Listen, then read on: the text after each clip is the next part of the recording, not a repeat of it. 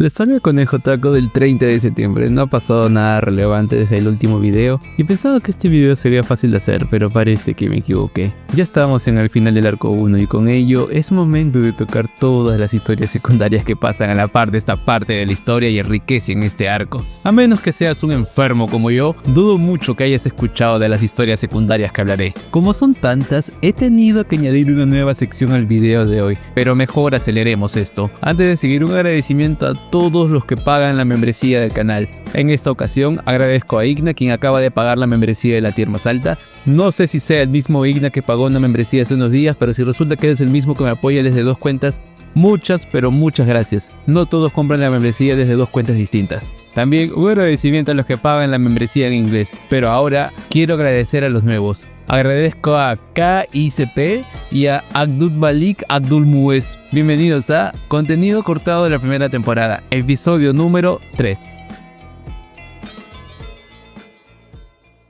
Retomamos donde lo dejamos, con Emilia llegando a la bodega de Ron. Subaru se muestra sorprendido por su llegada y se da cuenta que Emilia siempre llega más rápido cada que él no le ayuda.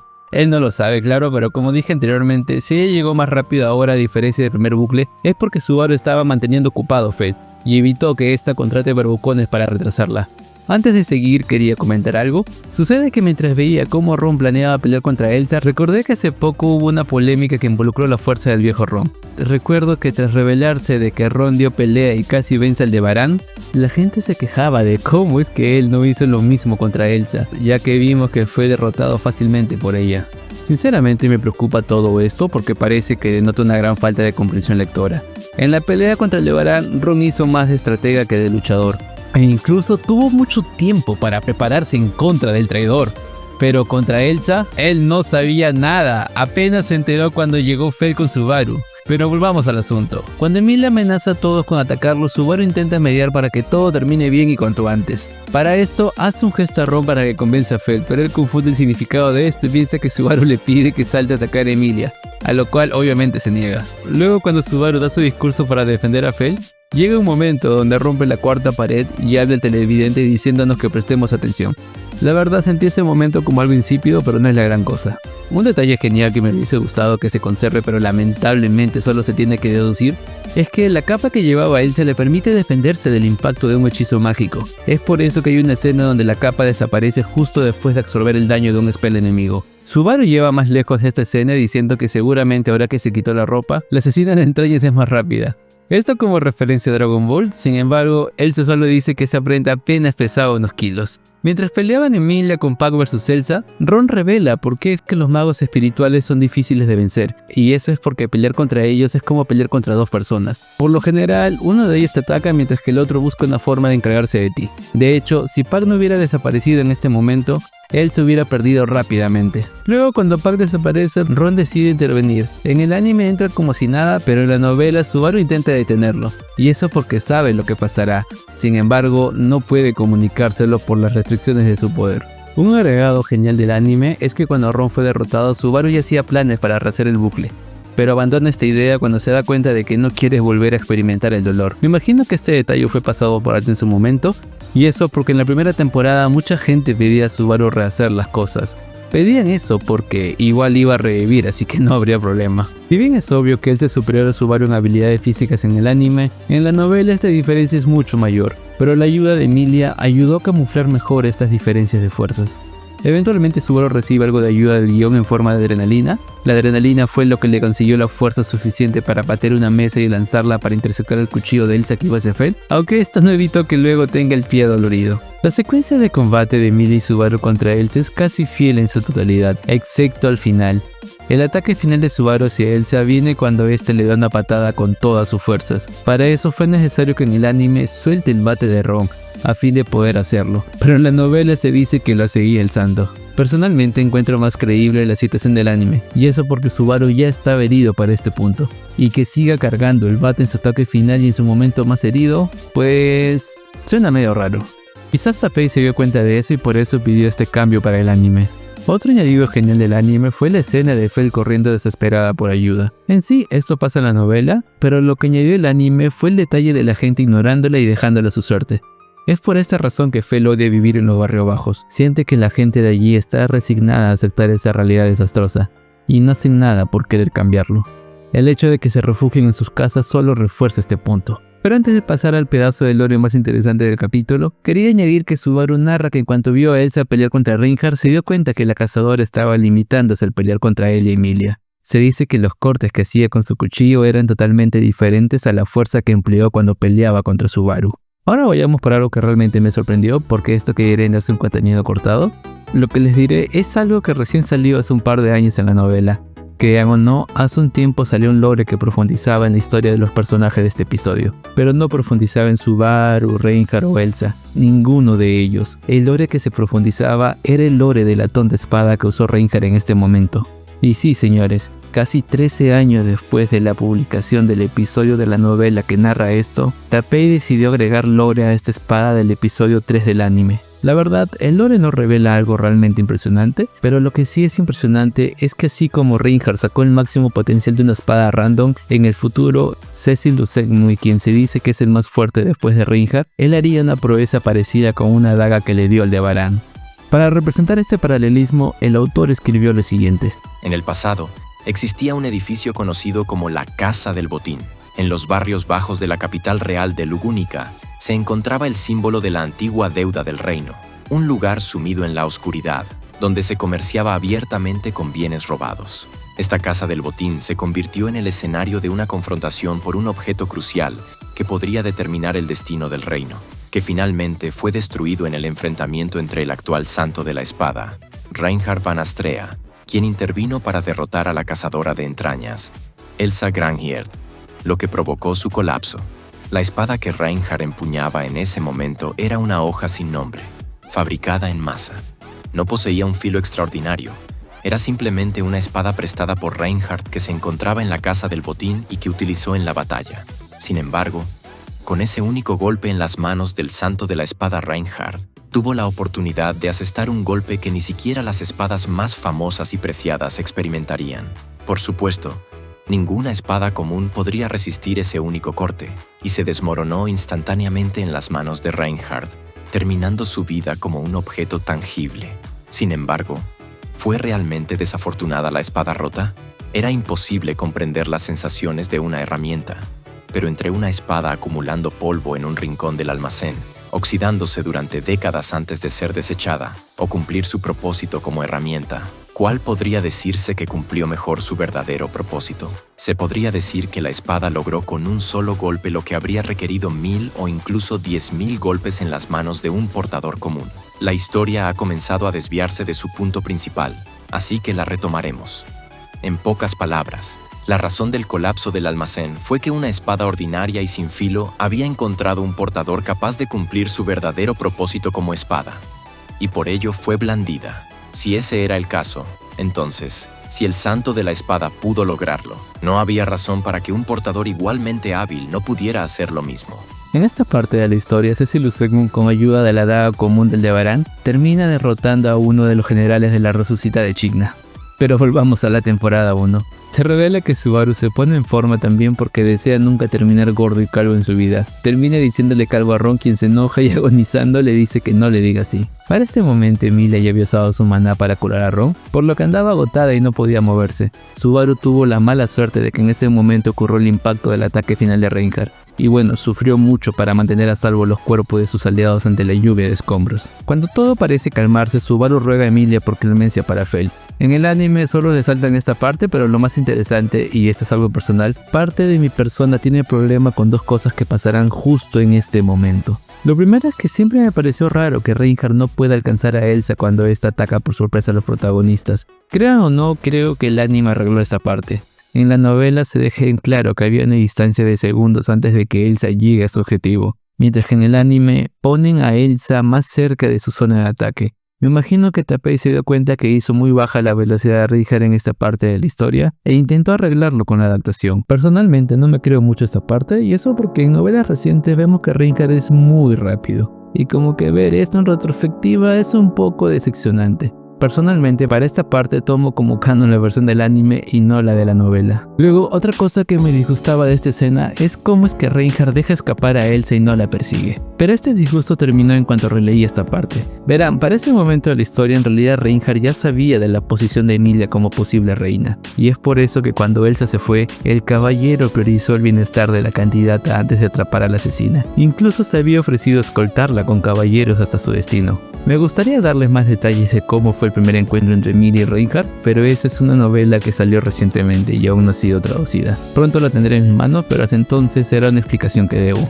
Un detalle que hubiera sido genial que se conserve es la parte donde Reinhardt se siente culpable por cómo la situación se salió de control y pide a Emilia que le dé un castigo por su incompetencia. Emilia solo le dice que no entiende por qué se autoflagela por todo cuando en realidad hizo un buen trabajo, y que sería mejor si es que él pide una recompensa, tal y como hizo Subaru, quien había pedido el nombre de la candidata como premio. Sé que es una tontería, pero es una tontería que queda muy bien si lo dice Emilia. Así que una lástima que esto no fuese adaptado. Otra tontería de Emilia que no se adaptó fue cuando Emilia sospecha de algo. De una sospecha que resultará ser cierta, pero lo dejaré para el final, que sí es una curiosidad muy interesante. También se emitió un diálogo de Reinhardt donde habla que estaba en la zona debido a que por iniciativa propia decidió ayudar a Subaru con su búsqueda, y cuando andaba por el área se encontró con Fel. Luego se cortó otro breve diálogo de Emilia pidiéndole a Fel que a cambio de perdonarla deje de dedicarse al robo. Pero la niña le dice que a menos que pueda garantizarle que tendrá un lugar donde comer o dormir, no puede hacer eso. Y como sabe que no es posible, ella es forzada a recurrir a este vandalismo para existir. Sinceramente me gusta este detalle, ya que es un recordatorio para la semi-elfa de que no todo es tan fácil de arreglar como ella quisiese. También la técnica que usa Reinhardt para dormir a Fel es una técnica que según Emilia puede dejar graves efectos en la puerta de maná de Fel. Esto me sorprende porque es una muestra de lo importante de la situación como para que el mismísimo Reinhardt recurra a un método que normalmente su lado pacifista no tomaría. En fin, es hora de contarles el dato más interesante de esta parte. Cuando Emilia pensaba en lo extraño que era que un desconocido le ayude justo con lo que necesitaba e incluso arriesgue su vida por ella, deduce que Roswell puede tener que ver algo con esto. Esto la molesta a tal punto que dice que el marqués es un raro. Esto es curioso porque en este momento lo dice como si nada, pero más adelante en la obra veremos que insultar a alguien se le da fatal. Aquí una de dos. ¿O es que Emilia realmente andaba amarga y por eso insultó a Roswell como si nada? ¿O simplemente Tapei cambió ese lado de su heroína después de esta parte de la historia? Luego en la segunda temporada nos enteraríamos de que Emilia estaba en lo cierto con sus sospechas de Roswell. Pero lo más interesante es que esta idea que hizo Roswell de dejar que alguien te ayude después de que te roben algo valioso para así crear confianza, fue una táctica que alguien le hizo en el pasado. En el pasado Russell Fellow robó algo a Roswell y fingió ayudarle para recuperar su confianza. Obviamente Roswell se dio cuenta al instante, pero reconoció que era una estrategia genial. Se preguntó si alguna vez emplearía esta táctica a su beneficio. Entonces, casi 15 años después, terminaría empleando esta táctica para asegurar la colaboración de Subaru en su facción. Pero suficiente por ahora. Pasemos a los tweets del episodio. En cuanto a los tweets recolectados, hubo algunos interesantes, aunque debo admitir que me tomó más tiempo del usuario recolectar esta info. En fin, detalles. El autor comenta que de pequeño tenía una espada de bambú como la que usaba Ron para pelear contra Elsa. Supongo que de ahí vino la inspiración, ¿creo? Después comenta que le gustó mucho el detalle de ver que la Divine Protection de Reinhardt que le permite esquivar las cosas se muestra en el anime. Esto lo vemos cuando Elsa le lanza una de sus cuchillas a Reinhardt. Y este, a pesar de no ser nada, esquiva el impacto del arma gracias a su protección divina. En otro tweet revela que la razón por la que Reinhardt llegó desde el techo al combate fue porque en cuanto le dijo a Fel que le ayudaría con su problema, el santo de la espada saltó desde donde estaba hacia el lugar. Luego en otro tweet por alguna razón hizo un chiste rancio chipeando a Fel y Ron. El autor comenta que si bien el episodio 1 y 2 fueron bien trabajados, la producción se esmeró mucho en hacer el episodio 3. Y eso por las secuencias de acción que estuvieron presentes en todo el capítulo. Por si se lo preguntan, en esa época la persona que hizo el diseño de personaje fue Kyuta Sakai, es decir, fue ella quien hizo los bocetos que usarían luego los animadores. Lamentablemente se retiraría después de la segunda temporada. Acorde a Tapei, ella tenía un favoritismo por Fel, así que dice que ella metió mucho esfuerzo en que la candidata saliera bien en sus apariciones por esta parte de la historia. Otro dato que fue interesante saber es que las líneas donde Subaru pide como recompensa saber el nombre de Emilia fue una escena difícil, al punto que se hicieron 10 intentos hasta encontrar una versión final. Por último, y algo que ni yo sabía, parece que la gente que seguía la novela en esa época estaban hypeados por la primera aparición de Ren. Incluso el autor sugiere esto con el tweet de esa época, donde dice que aparecerá un personaje que el fandom ha estado esperando con ganas. Recuerdo que en esos días se comentaba que el autor mandó a dormir a Ren porque opacaba a Emilia, pero eso es incongruente, y eso porque eso solo sería válido si es que el anime fuera una producción independiente de la novela. Pero en realidad está basado en esta, y la trama de Ren siendo dormida ya había pasado como 2 o 3 años antes en la novela. Pero vayamos con la otra sección del episodio de hoy. El break time de la semana no estuvo tan emocionante.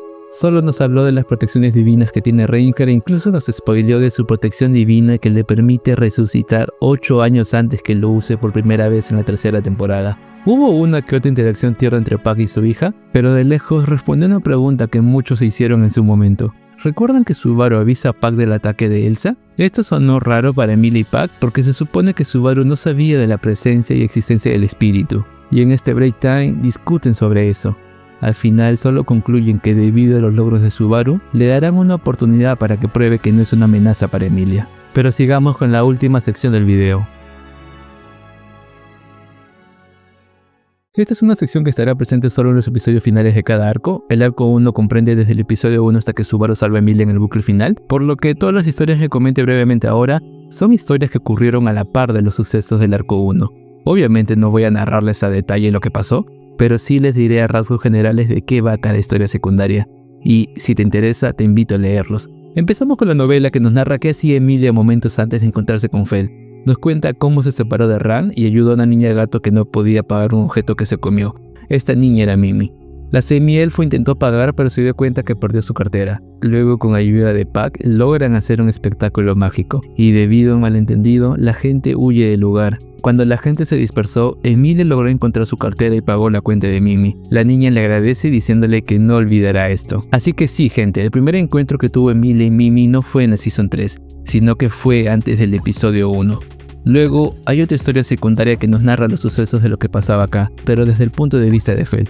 Nos cuenta cómo es que mientras Emilia vivía todo esto con Mimi, se dice cómo es que ella las estaba viendo porque ella había recibido el encargo de robarle la insignia. En eso Fel ve que un hombre extraño choca contra Emilia y le roba la cartera. Esto preocupó a Fel porque tenía miedo de que en la cartera esté el objeto que ella debía robar, así que decide perseguir al ladrón, pero cuando encuentra al ladrón, Wilhelm había aparecido y obligó al malhechor a devolver lo robado. Luego aparece Félix, quien apura al anciano. Entonces Wilhelm le pide a Fel devolver la billetera a su dueño. Fel regresa donde Emilia y aprovechando el tumulto que hizo Pac con sus artes mágicas, deja la cartera de Emilia a su lado, conectando de esta forma con la novela de la protagonista. Unos minutos más adelante, le robaría la insignia. También hay otra historia secundaria donde nos muestran qué es lo que hacía Ran. Se dice como es que ella estaba buscando a Emilia pero no lograba encontrarla. En eso se encuentra con Aldebarán, quien actúa como si la conociese e incluso la saluda por su nombre a pesar de que Ran nunca se lo dijo. Luego se separan y es interceptada por los ladrones del episodio 1. La sirviente no tiene problemas en derrotarlo y justo cuando termina esto, ve una gran luz que viene de los barrios bajos. Esa era la luz que hizo el ataque final de Reinhardt. Entonces deduce que Emilia debe estar allí. Al llegar encuentra a Emilia quien curaba a un chico de pelo negro. Para terminar con la recolección de historias de esta parte, también hay una que nos narra cuál fue el punto de vista de Emilia en el bucle exitoso de esta parte. Se nos dice cómo es que ella logró calmar a la niña sin ayuda de Subaru, y cómo es que también fue interceptada por los ladrones antes de llegar a donde Fel. Estas serían todas las historias hasta ahora, pero hay un par de historias que si bien no pasan en el arco 1, son historias interesantes de leer. Hay una historia que nos cuenta cómo eran los días comunes de Fel cuando trabajaba como ladrona. Luego, una historia exclusiva del primer bucle, ese bucle donde Subaru y Emilia mueren juntos. En esta historia exclusiva nos narran cómo fue esto desde el punto de vista de Emilia. La verdad, estas dos últimas historias secundarias son las menos interesantes, pero yo cumplo mi labor de informar. Pero eso ha sido todo por hoy. Como se dieron cuenta, este video tardó más de lo usual, y eso porque he conseguido a alguien que me ayude a editar los siguientes videos de esta serie. He estado haciendo guiones de otros capítulos para pasárselo al ayudante, y así también vaya editando otro capítulo a la par de los que hago yo. Pero eso significa que me tomará un poco más de tiempo traer los siguientes episodios. A cambio, los videos posteriores saldrán mucho más rápido. Y ya para terminar, ¿qué te parecieron las historias secundarias?